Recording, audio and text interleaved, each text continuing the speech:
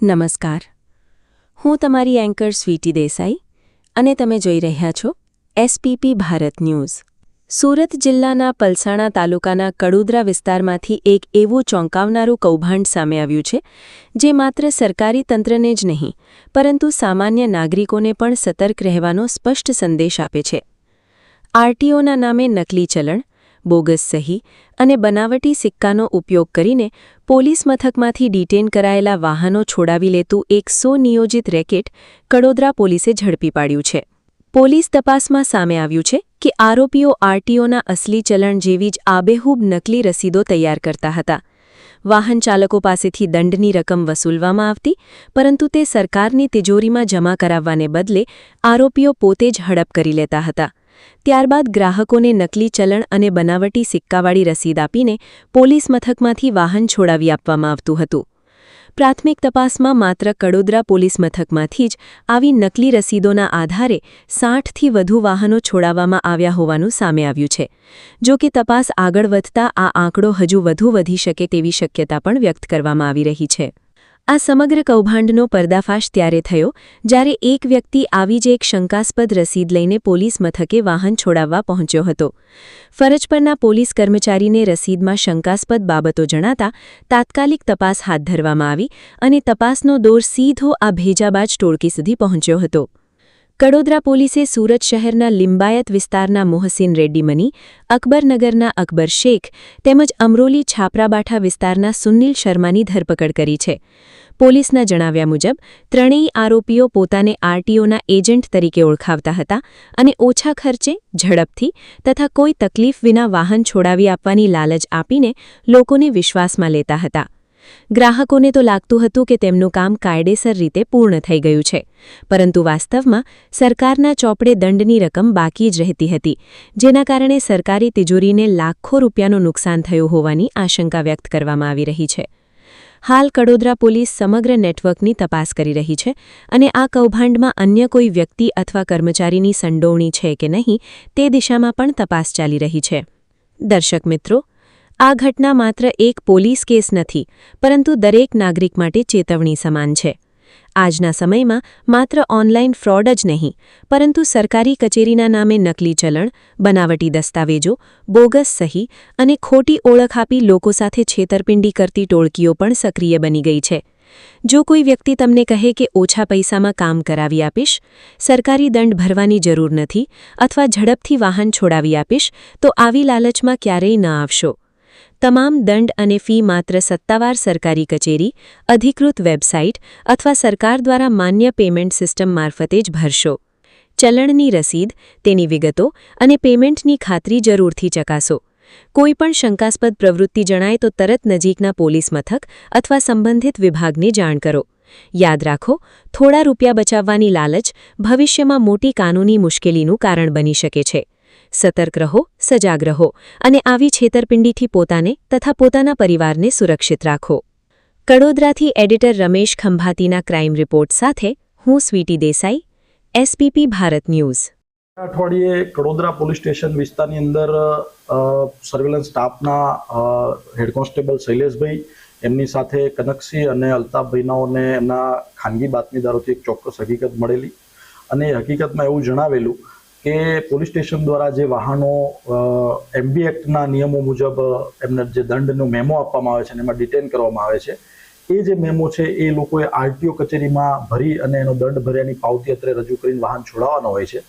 એટલે એવા જે મેમો છે એ લોકો ભરી અને જે પાવતી રજૂ કરતા હતા એવી કેટલાક લોકો ખોટી પાવતીઓ બનાવી અને અત્રે કડોદરા જીઆઈડીસી પોલીસ સ્ટેશનમાંથી વાહનો છોડાઈ ગયેલાની હકીકત એ લોકોને મળેલી, જેથી એ બાબતે એ લોકોએ અત્રે કડોદરા જીઆઈડીસી પોલીસ સ્ટેશનના રેકર્ડમાં ખરાઈ કરતા કેટલીક શંકાસ્પદ પાવતીઓ એમને મળેલી, જે પાવતીઓની અંદર સાઇન, સિક્કો આરટીઓનો અને ક્યુઆર કોડ પણ હતા। તો એની અંદર જે ક્યુઆર કોડ છે આપણે મોબાઈલથી સ્કેન કરીએ એટલે તરત જ જો ઓરિજિનલ હોય તો એ આરટીઓની સાઇડ ખુલે છે અને એમાં બધી ડિટેલ આવે છે। પણ જે આ નકલી પાવતીઓ છે એમાં કાં તો ક્યુઆર કોડ ખુલતો નથી અથવા તો ખુલે તો કોઈ ગૂગલ ની અંદર જે ડ્રાઈવ છે એનો આ ક્યુઆર કોડ ખુલતો હોય છે, જેથી શંકા જતા તાત્કાલિક 3 થી 4 જે પાવતીઓ છે એ લઈ અને તાત્કાલિક આરટીઓ કચેરીનો અમે સંપર્ક કરેલો અને આરટીઓ કચેરીથી આની હકીકત માંગતા આરટીઓ કચેરી અમને ચોક્કસ હકીકત આપેલી કે ભાઈ આ અમારા ત્યાં કોઈ જ દંડ જમા થયો નથી ને આ અમારી પાવતી નથી. જેથી એ દિશામાં વર્કઆઉટ કરતા અલગ અલગ ટીમો બનાવી જે અરજદારો જે છોડાવી ગયા હતા, જે શંકાસ્પદ હતી આવી પાવતીઓ, એવી ટોટલ કડોદરા જીઆઈડીસીના રેકર્ડમાંથી 60 પાવતીઓ અમે શોધી કાઢેલી અને એના અરજદારોનો સંપર્ક કરતા એ અરજદારોથી એવું જાણવા મળેલું કે જ્યારે આ આરટીઓનો દંડ છે એ નવા નિયમો મુજબ વધારે દંડ ભરવાનો થાય અને ઓરિજિનલ કાગળો રજૂ કર્યા વગર દંડ ભરાતો નથી, એટલે આ લોકો આવા શોર્ટકટ ગોતતા હોય છે. અને શોર્ટકટની અંદર આ લોકોને 2 અલગ અલગ ઇસમો મળેલા, જેની અંદર મેઇન જે આરોપી છે એ ટોટલ 3 છે. એની અંદર એક આરોપી અકબર અને સુનિલ, આ 2 જે છે એ પોતે રિક્ષા ડ્રાઈવર છે અને આ લોકો આવા જે દંડ ભરવા ફરતા જે વ્યક્તિઓ છે એમને મળી અને એમને એવું કહેતા કે આપણું આરટીઓમાં સેટિંગ છે અને અમે તમને ઓછો દંડ કરાવી દઈશું, એમ કરીને એમની જોડેથી પૈસા વસૂલ કરી અને આરટીઓની નકલી આખી પોચ કોમ્પ્યુટરની અંદર તૈયાર કરી સેમ ટુ સેમ બનાવી અને આ લોકોને આપતા ને એની સામે એ લોકો પૈસા વસૂલ કરી લેતા હતા. આ જે અકબર અને સુનિલ 2 છે એ ગરાગો ગોતતા અને તેઓ પોતે આવા ગરાગોની જે મેમો છે એ લઈ જઈ અને મોહસિન નામનો જે વ્યક્તિ છે, લિંબાયતમાં પોતે રહે છે, એક 10-12 ચોપડી ભણેલો છે પણ કોમ્પ્યુટરમાં ઘણા વર્ષોથી કામગીરી કરતો હોય અને કોમ્પ્યુટરમાં બધું કામગીરી લખવાનું ને બધી આવડતી હોય એને આ મેમો આખા તૈયાર કરેલા છે. જેથી આ બાબતે ચોક્કસ ખરાઈ થઈ જતા અત્રે શ્રી સરકાર ફરિયાદ દાખલ કરવામાં આવી છે. આની અંદર જે 60 મેમો હાલ જે પ્રાઇમરી તપાસમાં મળ્યા છે એની અંદર જે આરોપીઓ છે એમને ટોટલ 5,18,500 રૂપિયા તો વસૂલી લીધા છે, જે સરકારી ખરેખર નાણું છે. સરકારી નાણાંની આ લોકોએ ઉચાપત કરી લીધી છે, સરકારી જે મિલકત છે એને નુકસાન પહોંચાડવાની કોશિશ કરી છે.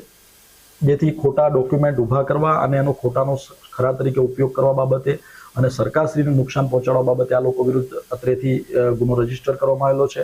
ગુનાના કામે તપાસની અંદર 3 આરોપીઓ હાલ અરેસ્ટ કરવામાં આવ્યા છે અને જે પ્રાઇમરી તપાસ છે એની અંદર અલગ અલગ અરજદારોને બોલાવી અને ખરાઈ કરવામાં હાલ કામગીરી ચાલુ છે અને હજી ભવિષ્યમાં કદાચ આગળ વધારે માહિતી આમાં અથવા તો વધારે આવા મેમો મળવાની શક્યતા છે, જે આજરોજ નામદાર કોર્ટમાં આગળનું પ્રોડક્શન કરી અને રિમાન્ડ પ્રોસેસ કરી આગળની તપાસ ચલાવવામાં આવશે. હાલ તપાસ ચાલુ છે, શક્યતા છે નીકળશે, પણ જે આરોપી છે એમાં અકબર, એની વિરુદ્ધ ઓલરેડી આવા 2 ગુના અગાઉ નોંધાઈ ગયેલા છે, જેમાં એક ગુનો એની વિરુદ્ધ ડિંડોલી પોલીસ સ્ટેશનની અંદર અને સેમ ગુનો ખોટા ડોક્યુમેન્ટ બનાવવા બાબતનો એની વિરુદ્ધ રજીસ્ટર થયો છે. તેમજ બોટાદ પોલીસ સ્ટેશનની અંદર પણ એની વિરુદ્ધ આવો સેમ ખોટા ડોક્યુમેન્ટ બનાવવાનો ગુનો રજીસ્ટર થયો છે. એવું જ સેમ સુનિલ જે છે એની વિરુદ્ધ સરથાણા પોલીસ સ્ટેશનમાં સેમ આવું ખોટા ડોક્યુમેન્ટ બનાવવા બાબતનો ગુનો ઓલરેડી રજીસ્ટર થયો છે, એવું અત્રે હાલ અમારા તપાસમાં મળી આવેલ છે. આમાં ખરેખર એવું છે કે દંડ ભરવાપાત્ર અત્રેથી પોલીસ જે મેમો બનાવે એમાં કલમ વાઇઝ આરટીઓ નક્કી કરતી હોય છે. આરટીઓ અધિકારી એમના જે નિયમ મુજબ જે દંડ થતો હોય છે અલગ અલગ કલમ વાઇઝ જે સરકારશ્રીએ નિયમ બનાવ્યો છે એ પ્રમાણે લોકો વસૂલ કરતા હોય છે, પણ એની સામે એ લોકોએ ઓરિજિનલ ડોક્યુમેન્ટ ત્યાં રજૂ કરવાના હોય છે અને એ પ્રમાણે દંડ ભરાતો હોય છે. અને દંડ ઘણીવાર વધારે ડોક્યુમેન્ટ એમની જોડે ઓરિજિનલ ના હોય તો એ પ્રમાણે વધી પણ જતો હોય છે. એટલે આ લોકોને એવી લાલચ આપતા કે તમારે કોઈ ડોક્યુમેન્ટ રજૂ કરવા જરૂર નથી અને અમે તમને સસ્તામાં પતાવી દઈશું. એટલે ઘણીવાર એવું થાય કે કોઈનો 5,000નો દંડ હોય તો આ લોકો 2,500-2,000 રૂપિયા લઈ અને આ લોકોને ફાયદો પહોંચાડવાની લાલચ આપતા.